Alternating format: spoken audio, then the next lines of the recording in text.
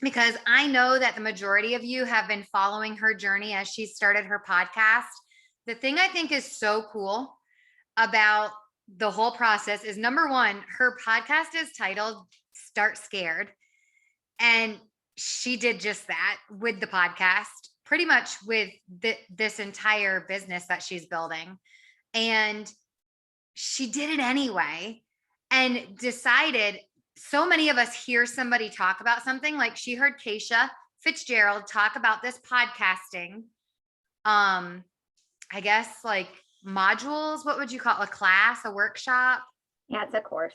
A course. I couldn't think of that word. But she heard her talk about it and was like, oh, that sounds really interesting. I kind of want to do that. And then she did it. Like, how many times do we hear things and go, oh, that sounds cool. That'd be cool to go to, or that I should listen to that. And then we don't do it. Chrysty did it.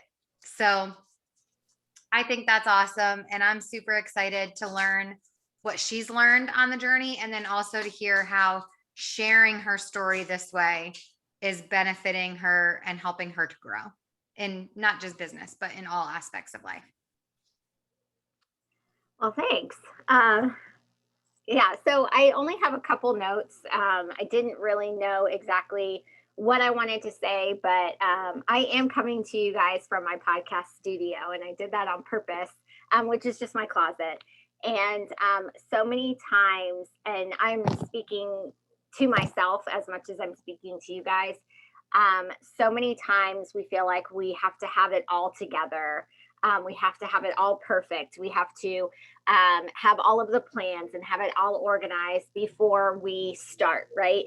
And it goes to us just trying to prepare before we actually get started. And a lot of the reasons why we do that, or at least for me, is because we're scared. We're afraid of failure. What would people think?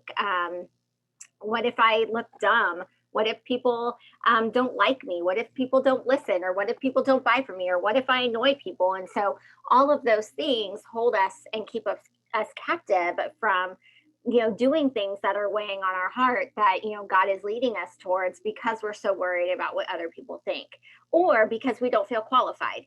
And for me, my story with this whole podcasting thing is I'm very much an introvert, and I don't like small talk because it stresses me out. I'm constantly trying to think, oh, what's the next question I should ask this person? So I'm not really like in it to like really listen to what anybody is trying to say to me, because I'm like, okay, well, what if they, what should I say next or whatever? And it's not because I don't love you. It's just because it's not something I'm good at. Right. And so, I thought, and I listen to podcasts all the time, right? I think that they are amazing. I'm constantly listening to them. My husband thinks I'm nuts because I literally listen to them all the time. And I listened to Keisha, and she's my favorite. She said, hey, I'm doing this podcasting course. She's actually done it since, I think, March. I think she's done a full year of podcasting course, I guess, since April. So a full year of podcasting courses, which is really cool. And I've watched all of these women go through this podcasting course because a lot of them are a part of the collective. And some of the podcasts I actually listen to. And so it's really, really cool to see their growth, during after going through this 4-week course. And so I guess one day in December, I messaged her and I asked her something related to the podcasting course. And we started talking, and I was dragging my feet, of course, because I was scared. And I'm like, what am I going to talk about? Would people listen? I don't know anything about editing. I don't know anything about microphones. I don't know anything about anything, right? I'm not an expert in anything. And so why would anybody want to listen to me, especially coming from Keisha Fitzgerald, who is, I feel like, an expert in so many things, right? And so she messaged me again. She was like, hey girl, I know that you were interested in this course. You haven't signed up. What's holding you back? And I was completely honest with her. I was like, I'm scared. I'm totally scared because of all of these reasons. And she said, and that's why you should do it. She's like, I'm not going to try and talk you into doing it because I don't want you to do it if you don't want to do it. But those are the reasons why you should do it, because it is something that you're continuing to think about. And if God is putting this on your heart, that means that it's for you, right? And so I was like, and it's kind of expensive. It was like $450. And I'm like, it's right after Christmas. I'm like, So I talked to Frank and he was like, is it something that you really want to do? And I was like, I think so. And so I signed up and I did January. And I thought that naming it Start Scared would be perfect because I'm so scared to start anything. I am a constant over analyzer, over planner, all of that. And I have always been afraid to start anything for all of those reasons that I've listed before. Looking dumb, failing, people knowing that I'm not perfect, and that I don't know what I'm doing. And it has truly been something that I never could have imagined in my life. It is so fun. And yeah, it's a little stressful making sure that I have, content every single week and, really thinking about what does I have an avatar. And one of the parts of the course that you go through is you create an avatar. And I have her sitting right next to me on the wall. And I look at her picture and I read her description every time I sit down. And I want to, I'm like, what does she want to know? What does she need? And because I'm a recovering perfectionist, I thought that it needed to be a certain amount of, certain length or, all that. And I've gotten to, or, perfectly edited. And I've gotten to the point where last week's episode was 8 minutes. And that's fine. It's perfect for a busy person who is listening while they're showering or in the car on the way home. And so it's this process of creating this podcast has made me realize that who I am is good enough. And I'm not going to be something for everyone, but the people who need to hear the content that I'm putting out, I pray that they find it. And so that's why I am so adamant about please share, please rate and review, because that's how it gets this podcast into the ears of more women who need to hear the content. And I feel like I said, if I just have one woman who is like, God, that's exactly what I needed to hear today, then that's why I'm doing this.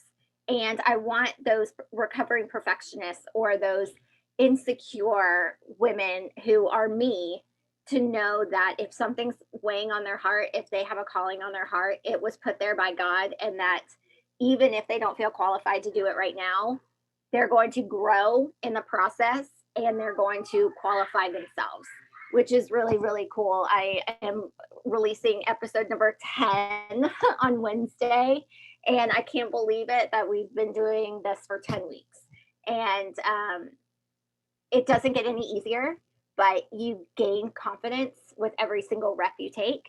And every single time I get in front of the microphone, I feel just a little bit more confident. I still sweat in all the places. I still have butterflies in my stomach. I'm still nervous about what if people don't like whatever I'm putting out, but I know that whoever needs to hear it is going to hear it.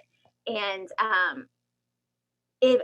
my biggest takeaway for you guys is if there's anything weighing on your heart, do it and share who you are. And I think that a lot of what I'm really trying to do with this podcast, because the format is so much different than Instagram and Facebook, because it's a lot more intimate than that, and they can hear the way that you're talking and they can hear the inflection in your voice.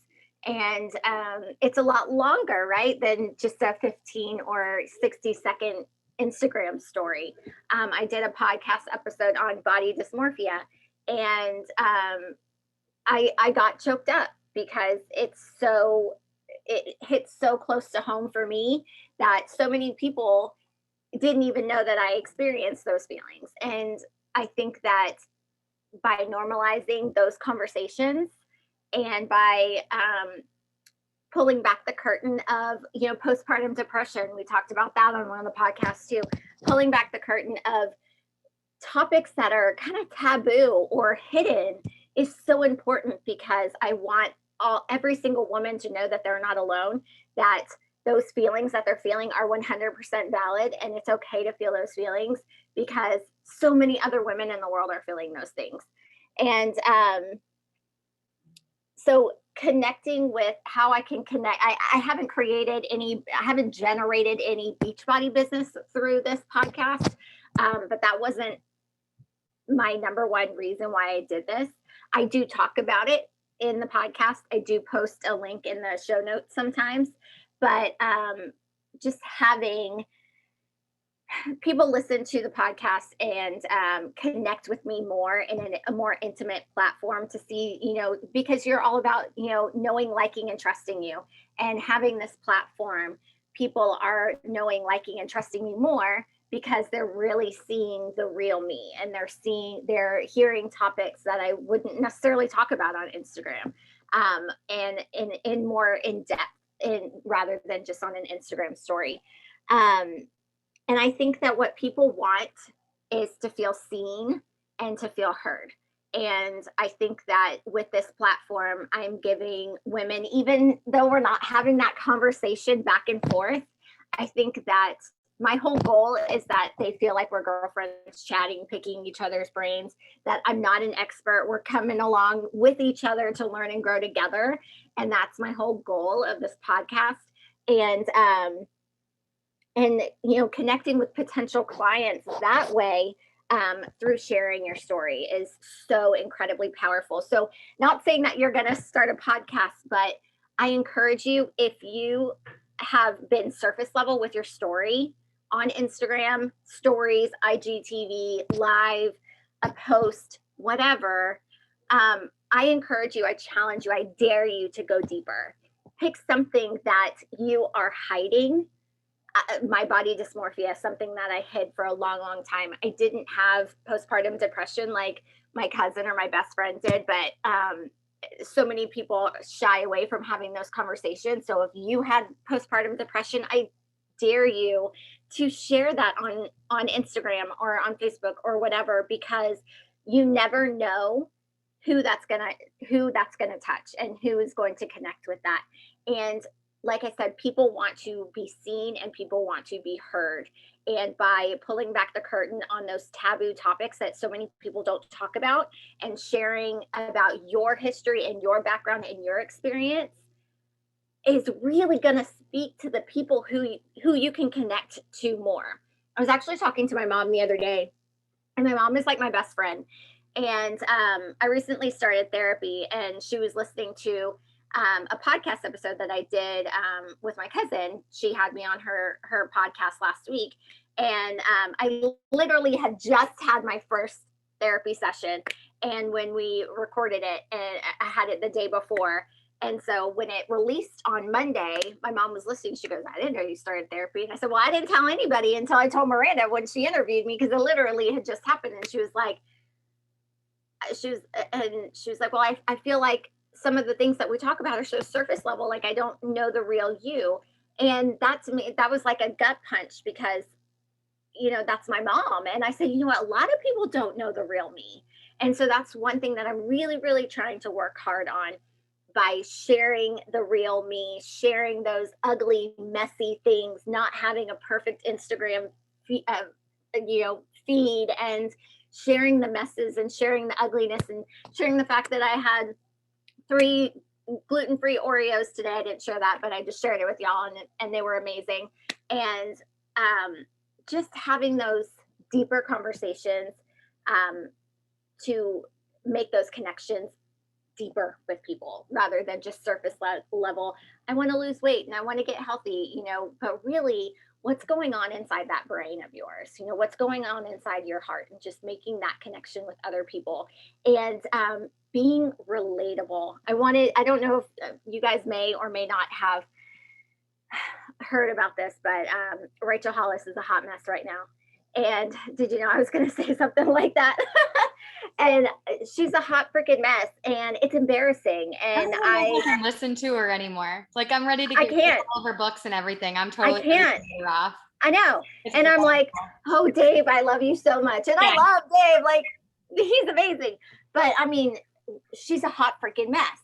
And she came on, and I think that the way in which she approached the whole situation, basically she came on to, I think it was like a TikTok or Instagram, and she basically was saying that people were saying she's not relatable, and she's like, good, I don't want to be relatable.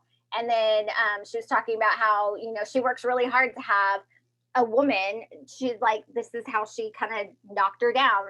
This woman cleans my toilets twice a week. And I mean, like she has built her brand on being relatable, and now she's not, right? And it's just, she's like, well, I don't want to be relatable because all of these other hardworking women aren't relatable. And I don't think that that's how, as influencers, even if you have this, you know, small Instagram platform, we are still influencers, or even outside of Instagram, we are influencers in someone's life. I think that we need to be relatable, and sharing those deep, dark secrets that we think that we need to keep hidden because people aren't going to like us, or what would people think of us, that's going to make us even more relatable, because you know damn well that everybody has those deep dark secrets that nobody else knows about. But if you can reveal just a little bit, and you don't have to share all the nitty gritty and all the ugly, and certainly don't share your mess while you're inside the mess, but to share that mess and to share those secrets that you haven't told anybody is going to make you even more relatable, because people are going to be like, oh, well, I am too, I'm like that too, or I did that too, we can be friends. And then they're going to want to follow you, and they're going to want to know even more about you. So don't be afraid to share things that you haven't typically shared before, because like I said, they're going to make you relatable, and it's going to make people want to get to know you better. It's going to add to that know, like, and trust factor that we all want. So, I mean, that's all I don't have, like I said, I didn't have much. I just wanted to, if there's something weighing on your heart, do it. Get out of your way. Stop thinking that you're not enough. Stop thinking that you're not qualified, because you're going to qualify yourself with every single rep you take. Every single rep, you're going to gain a little bit more confidence. And remember that people want to like, know, and trust you. And the way in which to gain that trust is by being real and honest and raw.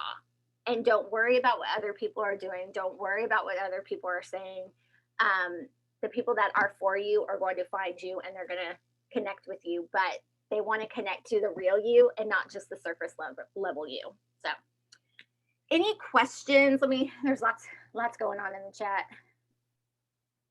One thing I wanted to say, when you mentioned that you've like been listening to some of the podcasts, I think I have been too, that came through her program. Some of them, like you had suggested, so I started listening and I liked them. So because they resonated. But some of them, I don't know, I just sense that that's where they came from. Have you heard of the one, Be You Unapologetically? I do listen to that one. She's not Kyra Carlin. It? Yeah, no, I don't think she's from Keisha. Okay. She's a Beachbody coach. I just listened to one of her podcasts. I don't know how to see the ones that you've already played. Go to all episodes, and then it will show you every single one of the episodes, even the ones you've already played. I've actually saved a couple of hers that I want to re-listen to, because I'm like, oh my gosh, that would make a really good podcast for my audience. And then I'll have to listen to it and then take some notes based on I saved a couple. I can't remember which ones they were, but yeah, I think she's been around before that. But yeah, she is a Beachbody coach. Oh, okay. She just did one. I can't figure out how to do what you're telling me to do. She just did one on like not giving up, like staying on path, even when you feel like when you normally end up quitting on yourself. Mm-hmm. And it was really good. It was only like, I don't know, maybe 8 minutes. How to keep going and keep clarity. Yes, I think that's the first one that popped up when I pulled up her thing. Yeah, I just listened to it the other night on my way to get sushi. I'll put that in my queue. It was good. It was really good. And there was another one she did that I'm actually thinking of using for our next team call. on taking a personal inventory and just kind of like checking in with yourself and seeing where you are, and if the things that you're doing and exposing yourself to and surrounding yourself with are aligning with the things that your goals. That was really good for me. I just saw that one too. I just saved that to my queue. Yeah, that's good. It's really good. So, but yes, Lindsay, I think that, and I don't know if you want to open up about some of the things that you're going through because you're still going through it, but I bet that there's so many women out there who can connect with your story, and just because you said you need to open up a bit, and Yeah. don't like I said, don't make your mess your message while you're in the middle of the mess. But right. I don't know, like I'm not ready to talk about it in a video format or anything super publicly. But today I definitely got some more closure. I'm gonna stop recording to share this. Okay.